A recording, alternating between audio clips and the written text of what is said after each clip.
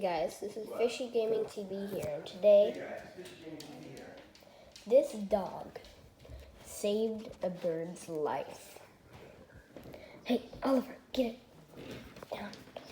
So Moxie was barking at the porch today, and we found this little chickadee, and it couldn't move.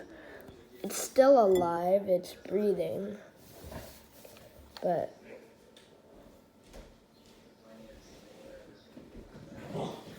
it's definitely hurt or stunned, I can tell that, but see, there it is.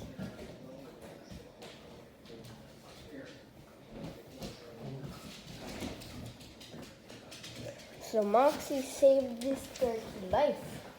She was trying to eat it. She was trying to eat it, but at least she let us know that it was here, or else that wouldn't have happened. So we think he or she is stunned, so we're gonna try and just keep her here in this foam bedding, and once she's moving more, we're gonna try and let her go.